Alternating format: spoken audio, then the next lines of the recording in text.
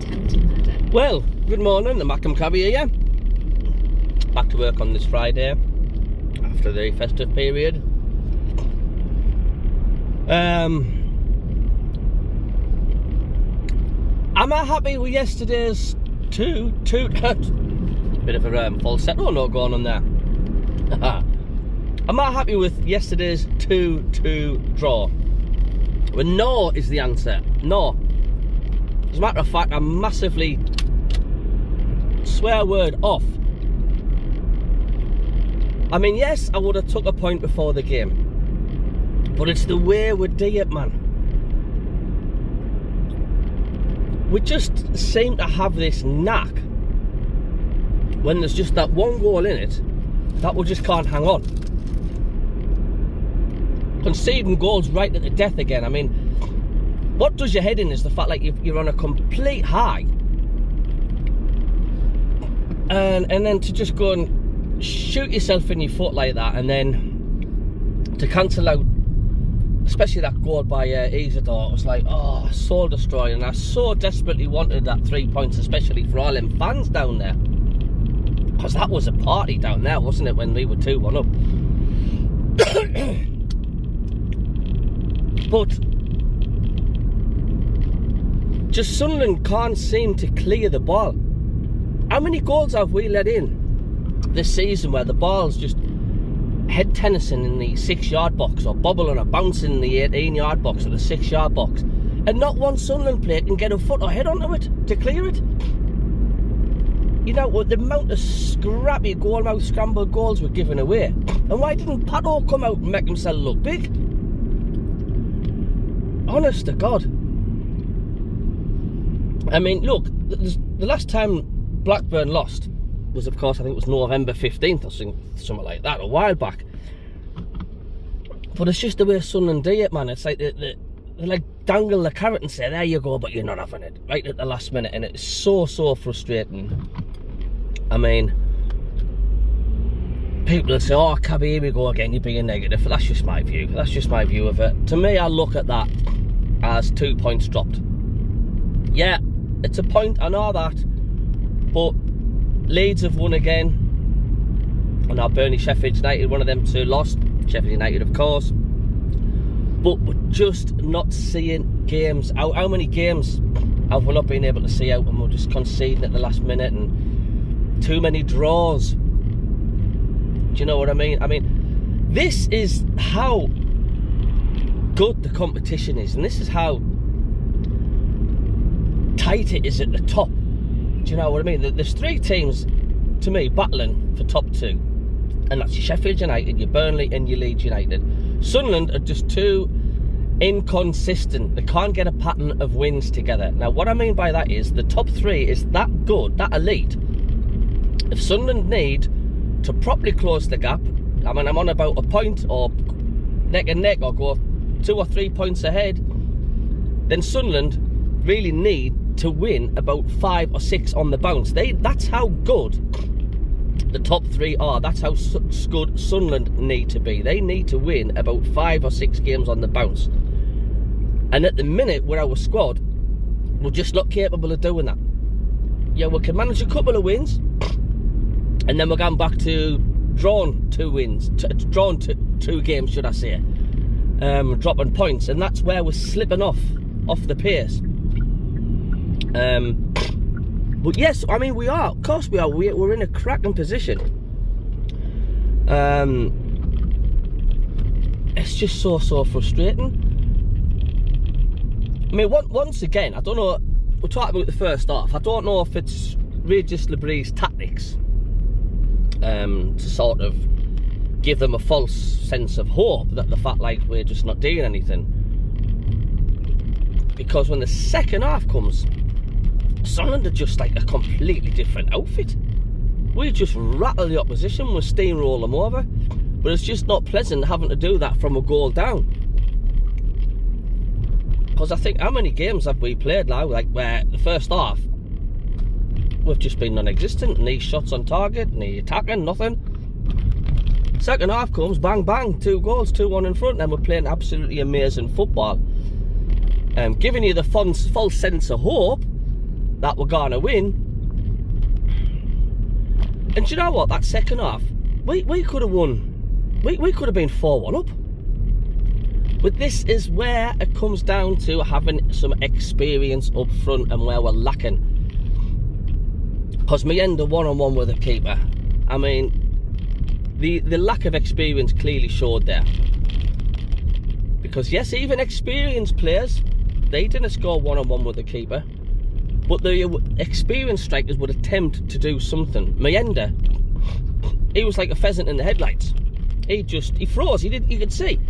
He just froze. He didn't know what to do at that moment, and he just literally ran straight at the keeper. He didn't attempt to chip.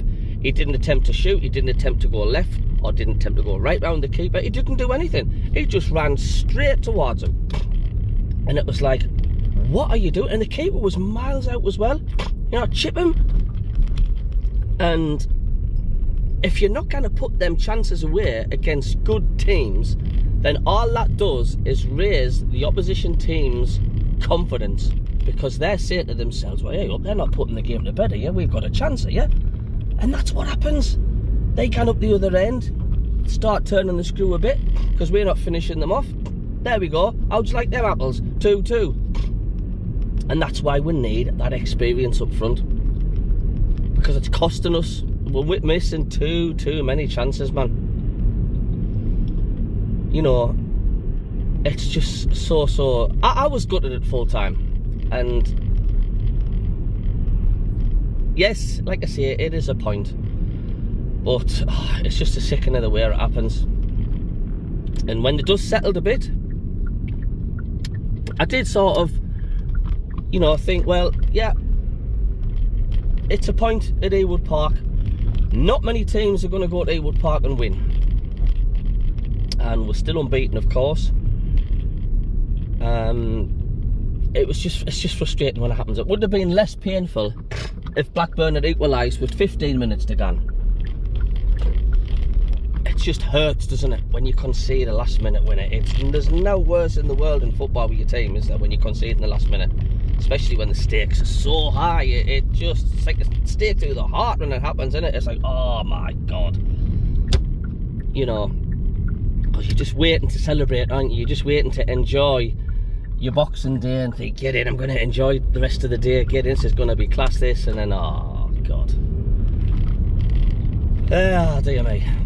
But, hey, it's the Championship, and I've said before, the Championship every season, yes, the gap is grown every season between the Premier League and the Championship. It's getting bigger and bigger. And the gap is also getting bigger and bigger. The top three in the Championship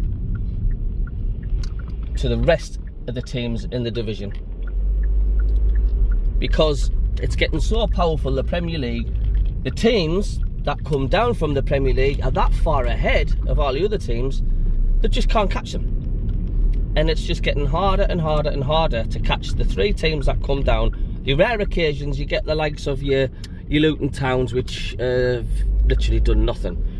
But the bar is just raised incredibly high in this Championship because the quality that comes down from the Premier League. And like I say, that's why Sunderland need to win about 4 or 5 wins on the bounce, if not 6 wins on the bounce, to put them seriously in contention with them. And I know people say, well, they're only 4 points off. 3, 2, 1, and start again. But yeah, the bar's just raised so high. It's just virtually impossible job trying to keep up the pace. And like I say, we all focused about the Premier League. The gap's getting bigger and bigger, but it's not also the Premier League. It's the Championship. Top 3 in the Championship. It's getting, the gulf's getting bigger and bigger and bigger and further away. And it's going to get to the stage, because of these parachute payments and this and that and the other, where in the Championship you cannot lose any more than 4 games in the season, and the top 3's out the question, the top 2's out the question. It's going to end up like that. That's how bigger gulf that we're starting to see now. I mean, how many times I was seeing it, teams coming down from the Premier League on straight back up and getting pulverised in the Premier League, coming back down, walking the Championship. And the only way you're going to catch up is if you can spend big, you know, and to try and match the teams that's just come down. And it is a really, really difficult task. And that's why the playoffs can be a lifeline to some teams. Yes, the heartbreaks, aren't they, when you lose the playoffs, but it's giving you that third chance to get promoted if you just can't keep up with the teams that's just come down. But yeah, it's a point, I know that. I was pleased for Riggy until his injury, and it's like, oh my god, another injury. And this is another thing I've not mentioned, isn't it? It's like, my god, it's like every single match we play, at the minute it seems like we've got an injury or we're getting an injured player. It's like, if anybody can answer why do we get so many injuries? I would just the unluckiest club in the football pyramid for injuries. It just seems to be every week. We are so unlucky. So we're constantly battling that. Injuries after injuries after injuries all the time. And we're like, it's such hard going for Sunderland to try and patch the squad up. So we hope Wrigley's not out for too long. I've heard reports that it's a swollen ankle and stuff. But I'm so pleased for Isidore. It was a cracking goal for him. I was so pleased for the lad, and that's why I was frustrated when we didn't win it, because it would have been great to seal off the win with a goal like that from Isidore. It was so cheeky, and it was like, oh, to cancel that out, it was cruel. But we go again against Stoke. I watched the Leeds-Stoke game. I could hardly see it because of the fog, but Stoke were poor, mind. Stoke were very, very poor. If we can't get 3 points at Stoke, well, hey, we must win at Stoke. And I say that, I know we're cautioned, because once again, we're going to be missing Riggy. We're just on the bones of our backside. Well, I better go. I'm about to go to the tip to chuck out all this cardboard and gubbins from the Christmas presents. Sorry if I've been a bit negative and stuff, but it's just frustrating, man. But let's get an experienced striker in, man, for January. I know we've got Salas and whatever your name and Abdahali to come. We're still yet to see them. It's just frustrating we've signed them and the season's nearly over and they still haven't played. But let's get some experience up front. Someone who can put these chances away, because you've just simply got to put your chances away, the majority of them, to keep in pace with the top two. You've got no choice, or you'll just lose grip. Right, I'm off to the skip now to chuck about 30 tons worth of cardboard and stuff. Have a great day and tune in to the Mackham, Cabby and Davy show tonight. We'll see you tonight, 8 o'clock till 9. Ta-ra.